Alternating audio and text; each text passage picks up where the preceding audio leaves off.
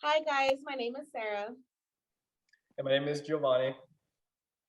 Hi, I'm Holord. Hi, and I'm Janet.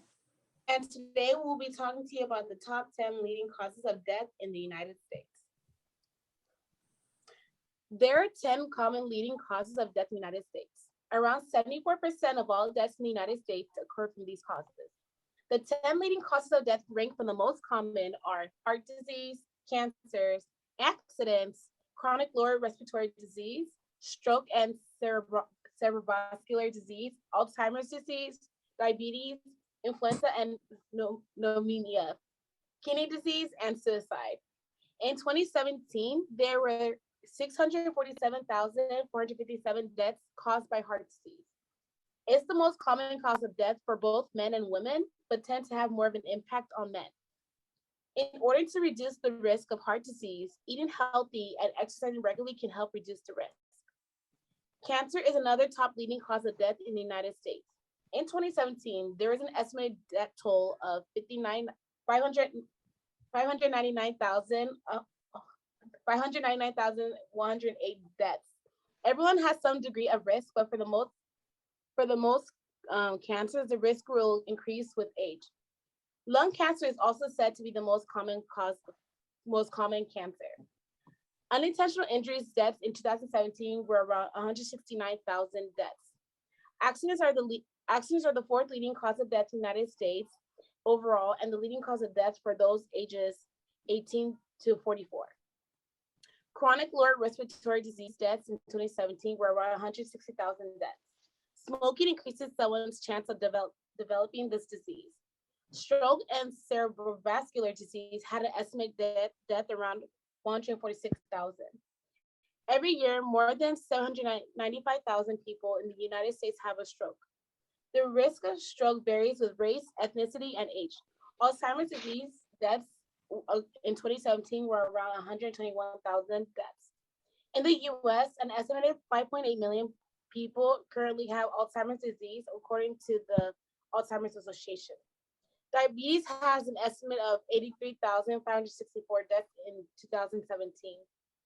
Diabetes can cause serious health complications, including heart disease, blindness, kidney failure, and the need for amputation of the lower extremities. Influenza and pneumonia had roughly around 55,672 deaths in the US. Influenza is a highly contagious viral infection. It is one of the most severe illness of the winter season. The flu spreads easily from person to person. It happens when someone who carries the virus coughs or sneezes. Kidney disease has an estimate of 50,633 deaths. Around 30 million people in the US may have CKD to some degree. Being over 60 years old increases the risk of CKD, as having a family history of it. And lastly, suicide had an estimate of 47,173 deaths. When a person dies by suicide, they may have lived with a mental health condition. Suicide is also the second leading cause of death among people ages 10 to 34 years. Well, thank you, Sarah. That was very informative. Now let's switch over to the top 10 leading causes of death in California. So here's the rankings from the CDC from 2019. First, we start with heart disease, cancer, Alzheimer's disease, stroke, accidents, chronic lower respiratory diseases, diabetes, influenza and pneumonia, hypertension, chronic liver disease, and cirrhosis. Now, these are stats from the CDC, as you can tell here. There's a huge gap between heart disease and cancer. There's a huge gap here from the other diseases here in California. Now, which causes of death are preventable through lifestyle changes? What we have here are heart disease, cancer, accidents, and chronic lower respiratory diseases, and stroke. So let's jump a little more in depth on what kind of lifestyle changes people can change in order to prevent these diseases or reduce the risk from catching these illnesses or diseases. So let's start out with heart disease here. With heart disease, you need to exercise daily. You need to be more physical every day. Researchers have shown that people need at least 115 minutes a week to manage your body weight. the heart focuses mainly too on the cholesterol levels, the LDLs and the HDLs. And exercise also helps you lower blood pressure. Another correlation with with exercising is also having a nutritious diet to say, since obesity places people in a high risk factor for heart disease.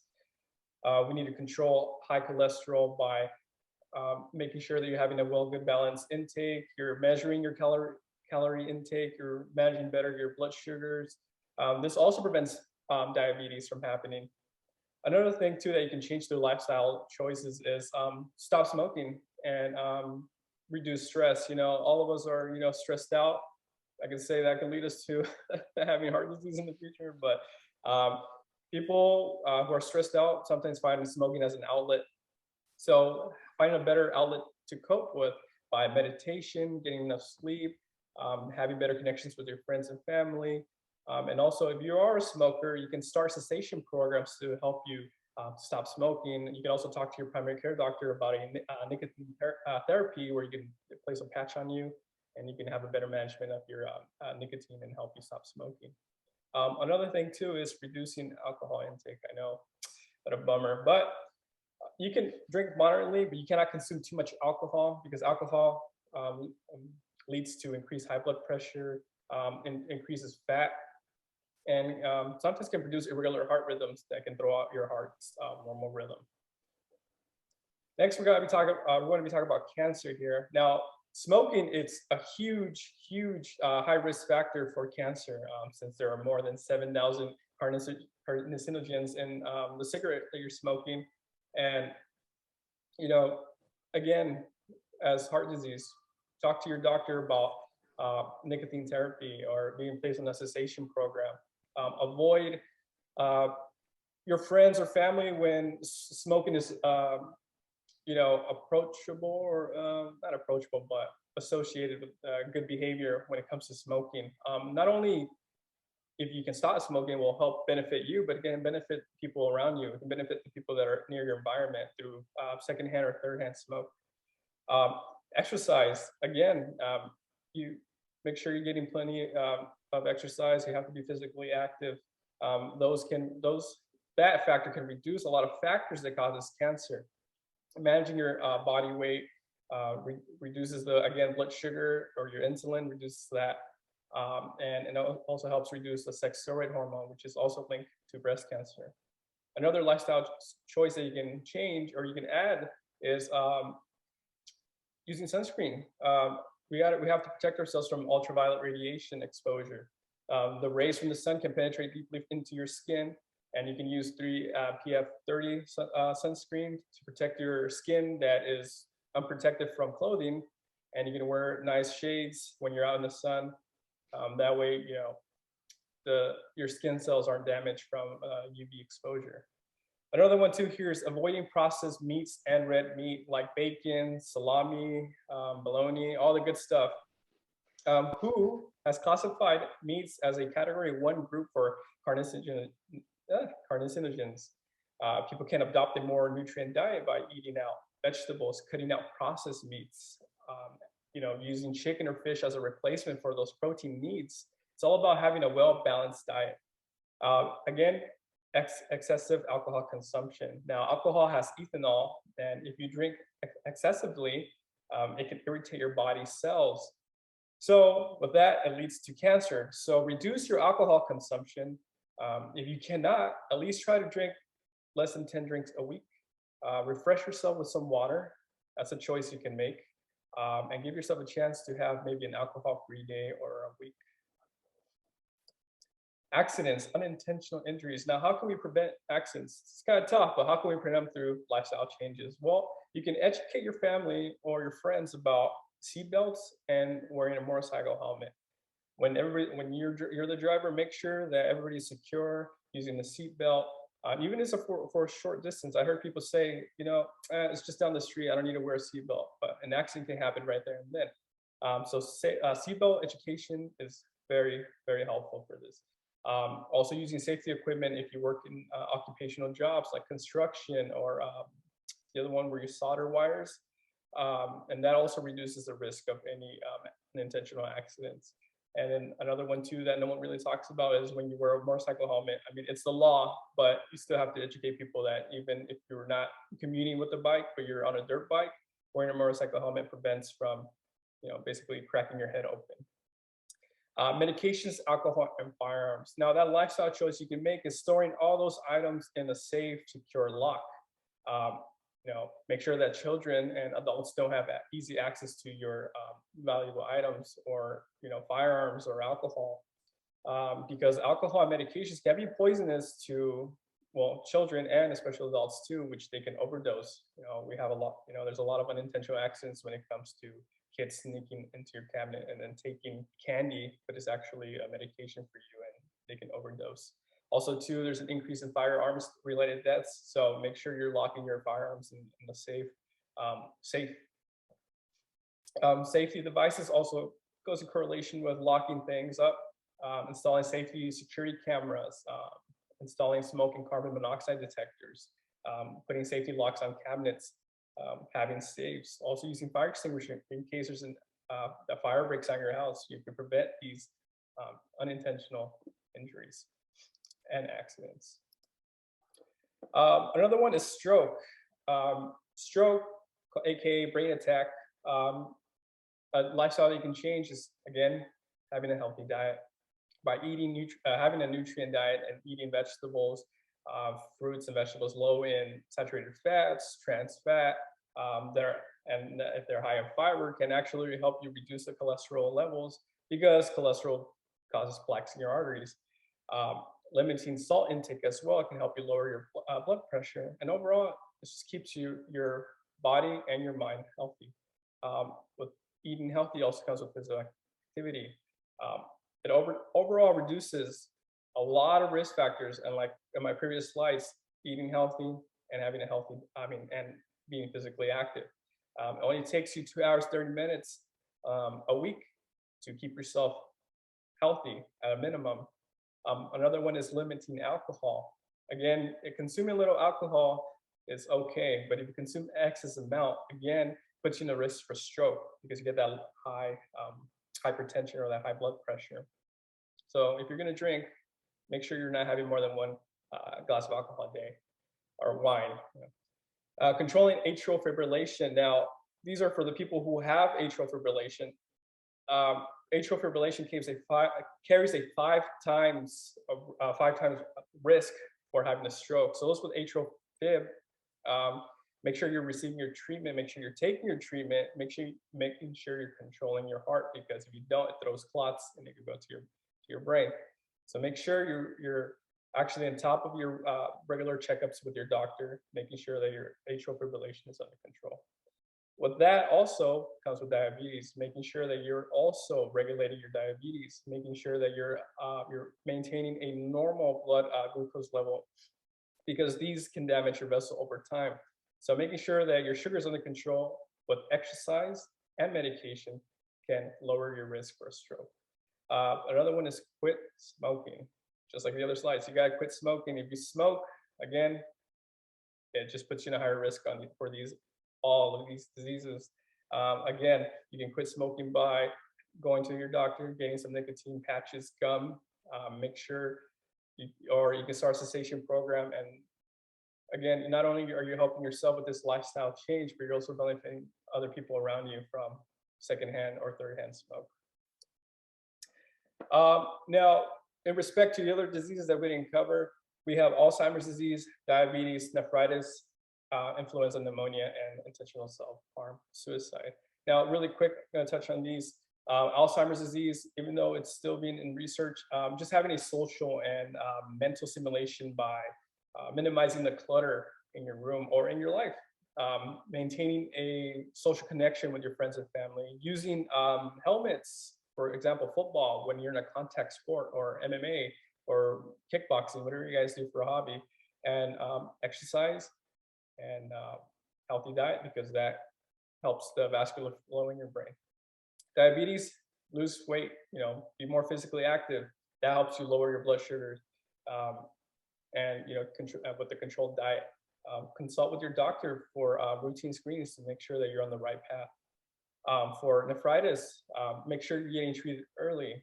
Preventative measures through lifestyle choices, you can prevent these type of decisions. These types of illnesses. You get early screenings. You take control of your blood pressure, your blood sugar. You stop smoking. You have a healthier diet. You reduce the sodium intake. But overall, lose weight if you're a little bit overweight as well.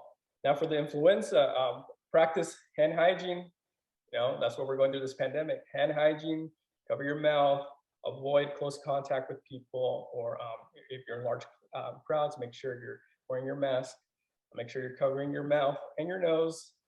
Clean and disinfect surfaces. They're called fomites. A lot of contact surfaces. Make sure you're disinfecting those.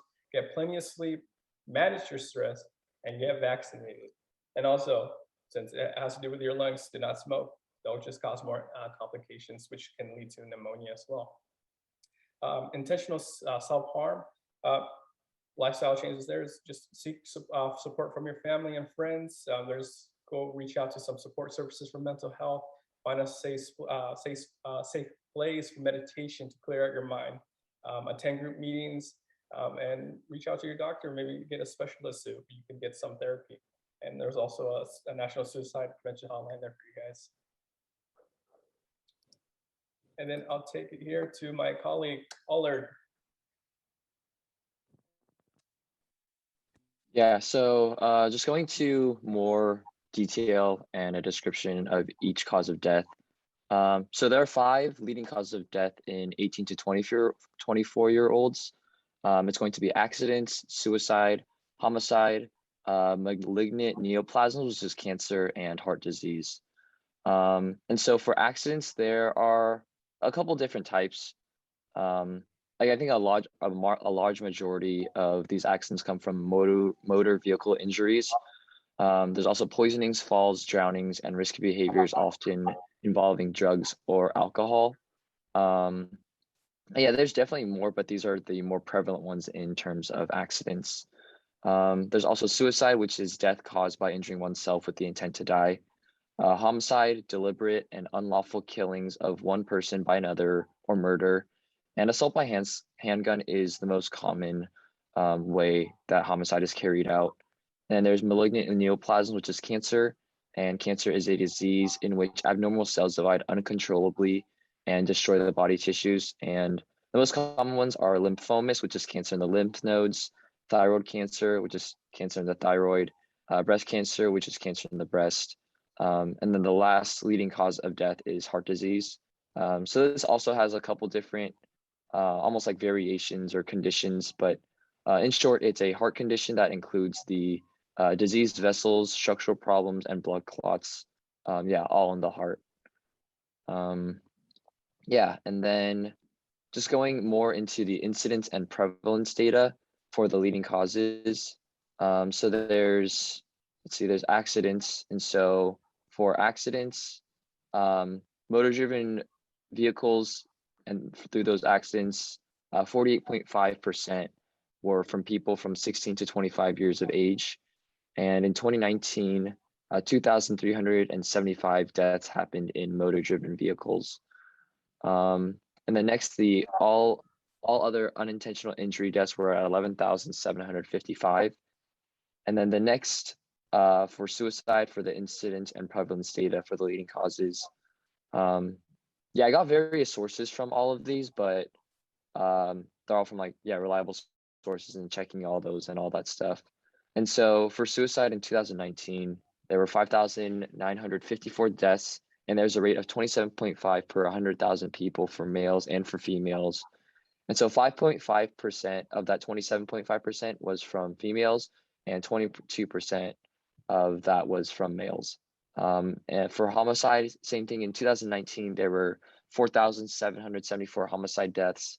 And just homicide, suicide, and accidents accounted for 69% of the 42,000 deaths in this age group. Back in 2007. And so the numbers may be a little bit different now. Just those 3 alone accounted for almost 70% of deaths for people ages 18 to 24. And then for cancer in 2018, there were 1,708,921 new cases of cancer, and about 599,265 of those who had cancer died from it. And so for the younger age, so about 80,000 young adults are diagnosed with cancer in the US each year, and about 5% of those cancers are diagnosed within people of this age group of 18 to 24, with 9,000 of them passing away each year.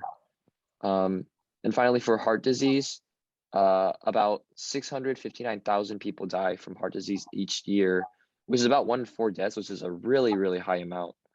And then for the younger age group, 1 in 5 people who had a heart attack were a survivor. But also for those 1 in 5 patients who suffer a heart attack also had a pre-existing condition of diabetes. And so, yeah, there's a lot of different numbers, a lot of different factors, a lot of different things that, people from 18 to 24 with the leading causes of death. But accidents, for the majority, is one that is almost easier to prevent. But yeah, of course, we know accidents happen and all these different things. So from here, I'll pass it off to Janet. Yeah, thank you, Hollard. So getting more into statistics and demographic distribution for heart disease, we find that every year about 647,000 Americans die from heart disease. And according to the CDC, it's every 40 seconds, as we mentioned. Most of the individuals who get affected by heart disease are Caucasian, they're white, and white non-Hispanic make up about 23.7% of the deaths, and 24.9% are men who are Black, non-Hispanic, make up 23.5%, and 23.9% of them are men specifically. And then Hispanics are the third ethnic group that it affects, and with 20.3% of the deaths and 20.6% being men. So as we can see, I apologize, 24.9% for whites, yes. So we see that men are mostly affected, and it's mostly non-Hispanics as well. Hi guys, so as I was saying, so for the new cancers rate chart by sex and race and ethnicities, research shows that whites, males, and white females have the highest rate in new cancers per rate of 100,000 people. And then we see that on the chart that Hispanics are the lowest in the rate as well. African Americans are second highest up there as well. And then we see in the center that American, Indian, and Alaska Natives are more towards the middle, as well as Asian and Pacific Islanders for both. It's interesting because if you compare both charts, you can see that whites and Blacks are pretty close up there. And you can definitely see the difference that it's more prevalent and more greater in males as well, compared to females, not by a lot, by a little bit, but it's still pretty up there. And then it just drops towards the middle, the rate between those two ethnic groups. And then Hispanics are a little bit more greater than those center groups, but not as great as white and Blacks as well. So on the next slide, we get information on the demographic distribution of Alzheimer's disease. So as they mentioned, it is estimated 6.2 million Americans age 65 and older are living with Alzheimer's disease. Dementia in 2021, 72% are age 75 or older. So 1 in 9 people age 65 or older, about 11.3% has Alzheimer's and dementia. And it's interesting because Dementia is one of the tops for individuals who are older, top illnesses. There are definitely a lot more home cares, and it is a field that is open as a caregiver, and they're always needing, there's constant turnover. So another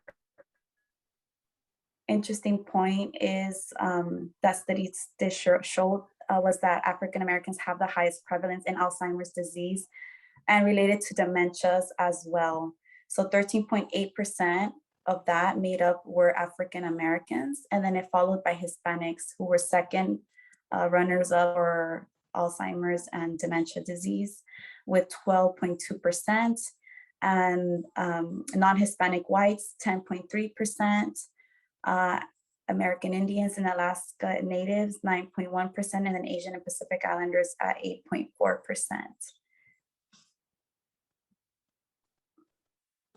So on the next slide, for strokes, so the risk of having a first stroke is nearly twice as high. So for individuals who've had a stroke before are more than likely to have one again. And it's interesting because it's higher at risk with ethnicities for Blacks as it is for whites. So they're both at the top to have the highest risk. And those strokes have been declining, stroke death rates, have declined among race and ethnicities. Hispanics have seen an increase in death rates since 2003. So this according to CDC, Hispanics started increasing in death rates for strokes, and it's definitely up there. It's very, how Giovanni and he mentioned how it's our cardiovascular disease is very high on the top deaths. And it's interesting because over the years, it has gone up as well. So about 87% of all strokes are ischemic strokes. So that's in which the blood flows to the brain is blocked. For accidents, 71% of all motor vehicle causes for deaths in 2009 were males. So data shows that mostly males are accounted for 71% of vehicle deaths, 48% are passenger deaths, and 96% are large trucks driver deaths, 77% are large truck passenger deaths, 70% are pedestrian deaths, and 86% are bicyclist deaths, and then 91% are motorcyclist deaths as well. So the next slide.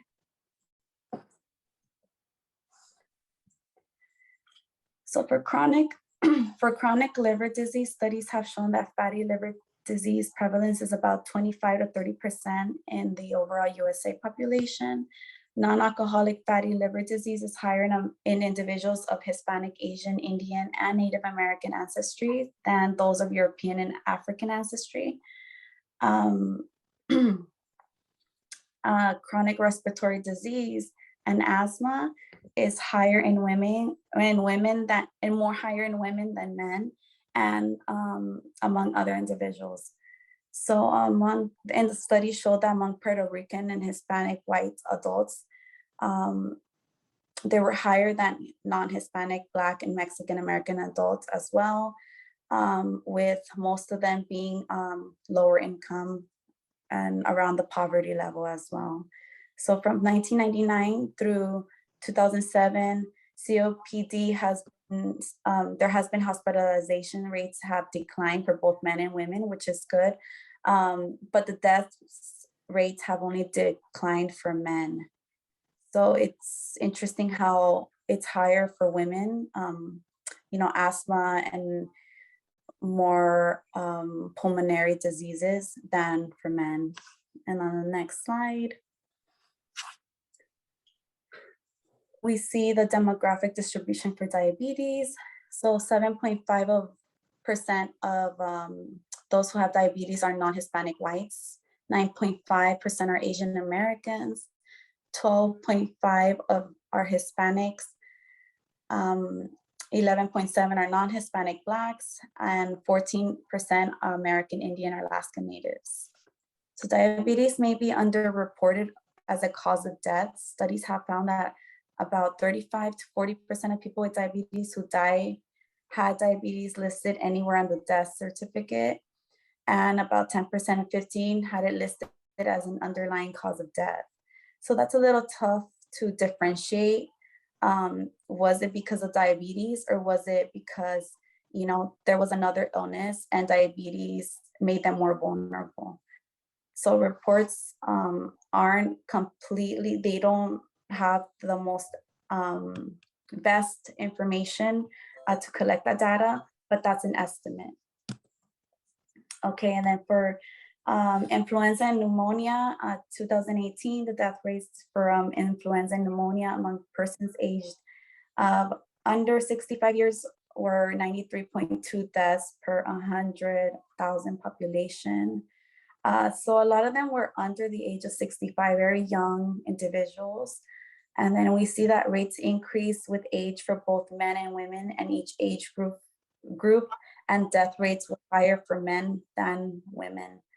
And then high blood pressure, we see that it's more common among non-Hispanic Black adults and least common in Hispanic adults, as well, with men having being more at risk than women.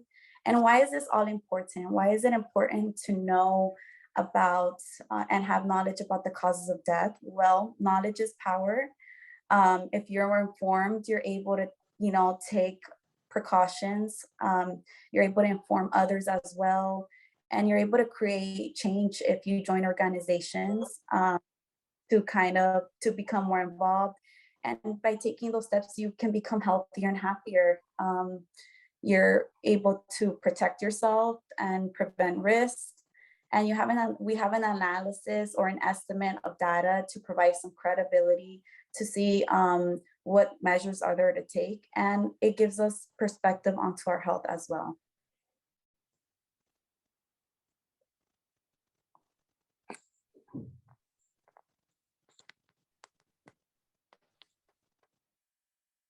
Yeah, that's the end of our presentation. Thank you for watching. Bye, everyone. Thank Bye. you. Guys, thank you. Thank you.